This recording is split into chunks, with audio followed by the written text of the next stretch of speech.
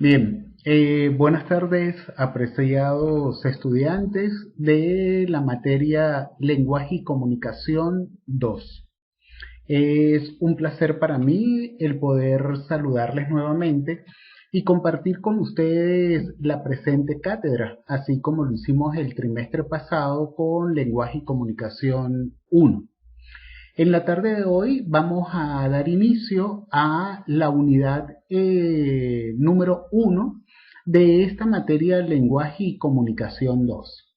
Les saluda cordial y afectuosamente Ferney Sánchez, quien va a ser su docente, su facilitador virtual a través de la plataforma de la Universidad Bicentenaria de Aragua. Nuevamente reiterarles la invitación que ante cualquier duda, cualquier inquietud que pueda ir surgiendo a lo largo del trimestre, por supuesto, pues tienen la alternativa o tenemos la alternativa de ser consultada a través de la plataforma y específicamente por medio de la mensajería de texto.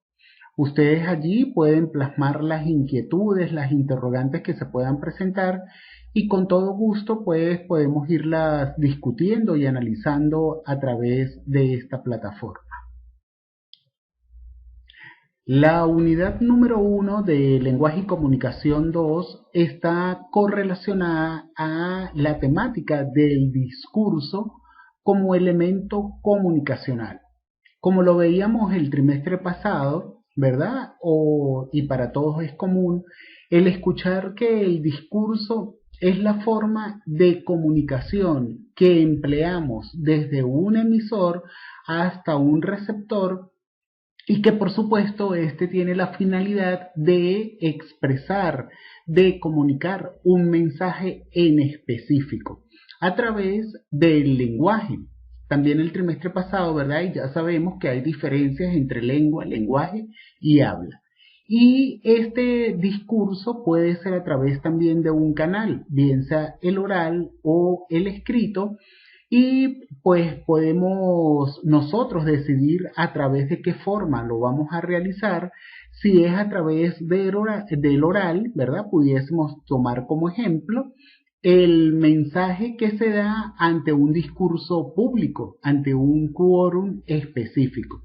Y si lo hacemos a través de lo escrito, pudiésemos hacer una carta, ¿verdad? Una carta de amor, una carta hacia un familiar, un poema, una canción. En fin, podemos utilizar diversos elementos que nos van a permitir expresar el discurso, nuestros sentimientos hacia una determinada persona o hacia un determinado grupo de personas que son quienes están dispuestos a escucharnos.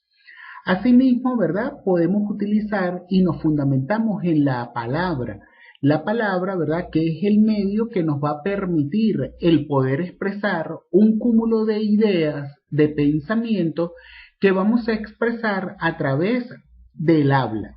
Y aquí inciden diversos elementos, como es, ¿verdad? El factor cultural e ideológico de la persona o de las personas a quienes nos vamos a dirigir, es decir, hacia el quórum con el cual nosotros vamos a mantener un proceso comunicacional, bien sea porque no se escuchan, ¿verdad? Porque somos escuchados como un orador y posteriormente si se da el feedback, es decir, el ciclo de preguntas y respuestas a las cuales se acostumbra después de establecer o de haberse establecido e iniciado un discurso. Tenemos diversos tipos de discurso, ¿verdad? Puede ser un discurso político, un discurso liberal, un discurso religioso, entre otros tantos, que es la forma como podemos comunicar un mensaje en específico. Tenemos diversos tipos de discurso. Pudiésemos hablar del discurso directo y del discurso indirecto. El discurso directo es aquel que, como lo podemos leer acá, esa se da a través de la oración y es emitido de manera textual. Por ejemplo, ¿verdad? Un pensamiento. como en este caso el pensamiento muy conocido de Sócrates, cuando nos dice, solo sé que nada sé. Pudiésemos entonces distinguir también de que Sócrates emite un discurso comunicacional a través de su idea, de su pensamiento. Solo sé que nada sé. Y regularmente nosotros lo vamos a expresar antecedido de los dos puntos y entre comillas. Esto quiere decir que al nosotros expresar, por lo menos si queremos dar un discurso a un quórum de personas y vamos a utilizar solo sé que nada sé, debemos hacerlo entre comillas para no entrar en lo que conocemos regularmente como el plagio, ¿verdad? Una idea, un pensamiento que no es nuestro, no nos pertenece, sino que lo estamos tomando como punto de referencia de una persona que nos antecedió y que ese pensamiento es correlacional con el que nosotros queremos expresar en el momento específico.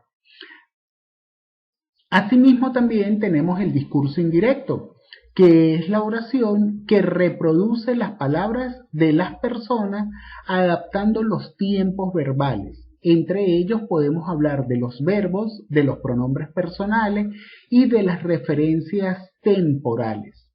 Estos están antecedidos por un verbo, es decir, asegurar entre otros lo que se piensa, lo que se va a decir, y lo voy a correlacionar con el pensamiento que es emitido, que es señalado por esa persona en específico. Por ejemplo, él dice que solo sé que nada sé, haciendo referencia a Sócrates. En mi persona, ¿verdad? En estos momentos, yo voy a hacer referencia de que este autor lo manifestó en una época y en un tiempo específico. Este pensamiento puede ser utilizado simultáneamente actualmente, hoy, es decir, en el aquí y en el ahora, con el discurso que se emite. Y puedo también señalar de que Sócrates dijo o él dijo, haciendo referencia al género masculino y haciendo referencia específica al nombre de Sócrates, él como elemento masculino. Él dijo que solo sé que nada sé en el tiempo pasado y expresado posteriormente al discurso, tiempo y época original de Sócrates. En la siguiente lámina podemos hacer mención acerca de la clasificación o de las características específicas de un discurso, ¿verdad? Como podemos observar acá, es preciso porque es argumentado sobre una temática en específico. Es verificable porque podemos evidenciar la persona, el autor, quien hizo mención al tema o a la idea planteada o señalada en el momento específico en que se da el discurso. Es especializado, tenemos diversos discursos, ¿verdad? Si es especializado en el área de la medicina, de la religión, de la educación, de la filosofía, de la psicología, en el área de la comunicación social, el discurso va a ser específico y especializado en una temática que va a ser de interés general para las personas, para el quórum, para quienes fue diseñado el discurso. Debe ser original para evitar de que sea un plagio, ¿verdad? Van a resaltar, se van a enfocar en las ideas, en el pensamiento, en el aquí y el ahora por parte del emisor, de quien emite, de quien señala el mensaje, el discurso en específico. Es estructurado porque lleva un inicio, un intermedio, un desarrollo y un final, para de esa manera poder presentar un discurso correlacionado, es decir, guiado, dirigido en un orden, con ideas bien claras, bien específicas y concatenadas una con la otra en relación a la idea, al pensamiento que nos atañe en ese momento específico. Es atractivo, es multicontenido y podemos hacerlo a través de las diversas multiplataformas que están en uso en los actuales momentos, ¿verdad? ¿Cómo lo hacemos? Nosotros en la Universidad Bicentenaria de Aragua utilizamos una plataforma específica para poder llegar a un grupo de estudiantes interesados y a través de esa manera dar a conocer, plantear, discutir, analizar, concluir un tema señalado en específico. Continuando con el desarrollo de la temática en relación al discurso, como lo veíamos previamente, entonces se da a través de una clasificación. Todo discurso, ¿verdad?, tiene una introducción, tiene un desarrollo y tiene un desenlace. En la introducción enfocamos la temática la cual vamos a desarrollar, ¿verdad? Por ejemplo, dependiendo del discurso, hacemos una antesala a la temática que vamos a plantear en el momento en específico. El desarrollo es referido a la ejecución y la explicación de la temática que nos lleva a plantear el discurso señalado. Y un desenlace, o también pudiésemos verlo desde el punto de vista de una conclusión, la cual nos va a permitir el poder ir cerrando, el poder ir concluyendo, el poder ir concretando la temática en específico a la cual hemos sido invitados o desarrollamos ante un quórum especial. Entonces podemos ver allí, ¿verdad? Y reforzándonos, apoyándonos en la imagen, que todo discurso tiene un principio, tiene un después, podemos utilizar enlaces como el entonces, más tarde, y al final para poder desarrollar o poder presentar lo que es la introducción, el desarrollo y el desenlace del discurso señalado. En este mismo orden de ideas podemos hablar de las disciplinas que pueden ser mencionadas o que son consideradas dentro del discurso. Tenemos la lingüística que, como lo podemos observar, es la encargada, es la responsable de estudiar el discurso, el verbo en su forma oral y escrita. Allí tenemos profesionales en el área de la lingüística que son los encargados de verificar, de evidenciar realmente el trasfondo de lo que es el discurso y qué quiere decir en concreto quien emite el discurso señalado, escrito, oralizado. Asimismo también tenemos entonces la comunicación, de la cual ustedes están cursando estudios, la antropología y la etnografía, que no es más que el tiempo y el espacio en el cual se desarrolla, se presenta una temática en específico, un discurso en específico. Vale la pena señalar que es bien importante que ustedes como estudiantes de comunicación tengan claro a qué hace referencia más profundamente a través de la lectura, a través de la investigación, estos aspectos como es la comunicación, la antropología y la etnografía de un discurso en específico. Seguimos entonces con que todo discurso también va a ser, o podemos señalarlo a través de la estructura. Tiende a ser narrativo, descriptivo, expositivo y argumentativo. En lo narrativo es un contexto de tiempo y espacio que puede ser real o imaginario en función a las necesidades e intereses tanto del emisor como del receptor o del grupo de personas que están allí como parte del quórum. Es descriptivo porque expresa las características de lo comunicado, sin una valoración personal. En el discurso es importante que no se hable en primera persona, a excepción de que sea una investigación propia de quien emite o de quien presenta el discurso en ese momento. Es muy importante que en toda descripción y específicamente cuando escribimos, hacerlo en tercera persona. Se cree, se considera posiblemente y no hablar en primera persona, nosotros creemos, sino que debemos hacerlo por aspectos metodológicos también en tercera persona, como lo dije previamente.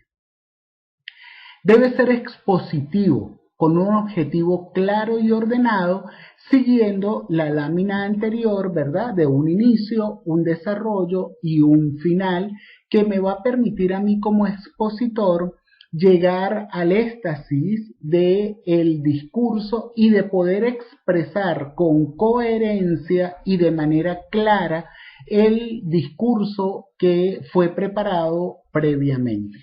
Es argumentativo porque intenta convencer o persuadir, y esto lo podemos ver cuando hacemos una investigación, la cual queremos dar a conocer. Cuando damos los resultados, debemos argumentar qué instrumentos, cómo hemos llegado a las conclusiones que nos atañen en relación a la investigación precisa y concreta que desarrollamos. Y según el área, pues podemos tener que hay un discurso político, religioso, publicitario, empresarial, académico, artístico, que va a satisfacer las necesidades e intereses de un quórum en específico. ¿Verdad? Cuando hablamos de un discurso religioso, por ejemplo, pues entonces escuchamos y le dedicamos tiempo a escuchar a la persona, a un sacerdote, a un pastor, respetando la diversidad de religiones que puedan estar presentes en nuestro país, para poder conocer de un tema en específico, en este caso la palabra de Dios, un mensaje del tipo religioso que se desarrolla en el momento, en el tiempo que se da según las condiciones mínimas necesarias del aquí y del ahora.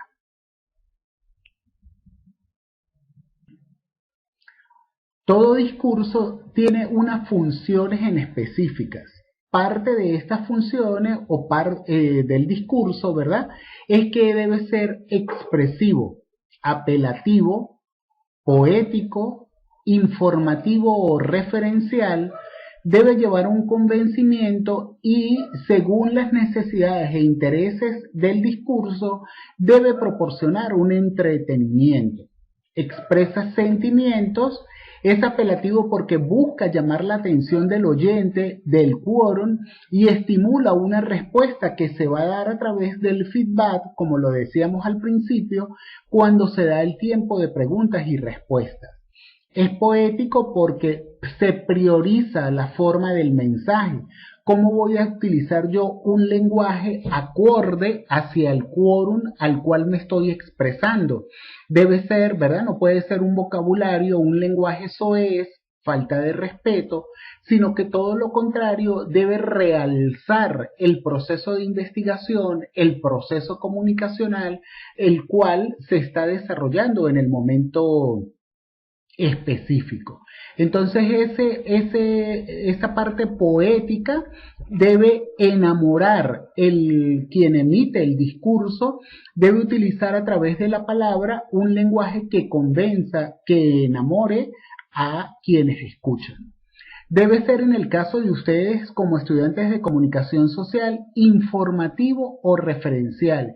Y es muy importante que ese discurso sea objetivo, que lleve un fin en común, que satisfaga necesidades e intereses de quienes escuchan, sin querer tergiversar la información señalada, la información emitida, la información expresada.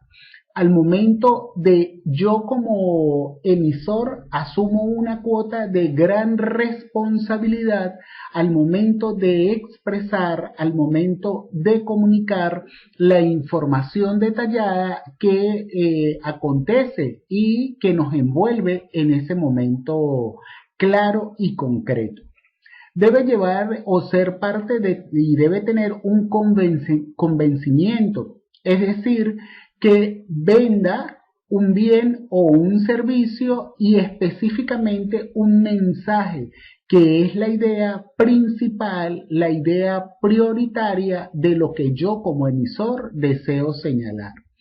Asimismo también, ¿verdad? Debe ser entretenido, debe buscar la forma, si es el caso en específico, de divertir o de distraer sin caer en lo grosero del discurso, sino que a través de la broma, de un mensaje que sea algo jocoso, me permita el poder comunicarme, el poder señalar de una manera mucho más didáctica, mucho más activa, mucho más efectiva al quórum el cual me escucha en ese momento.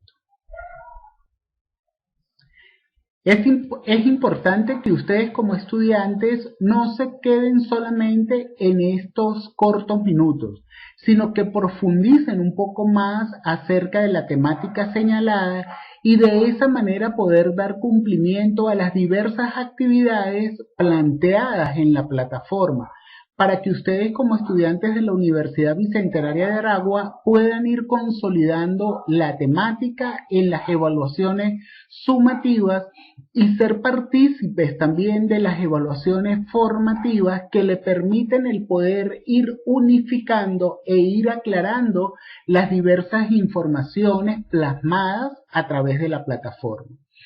Cierro esta actividad, esta primera unidad, con el siguiente pensamiento de Ricardo Pereda, quien nos dice que la comunicación es como la religión.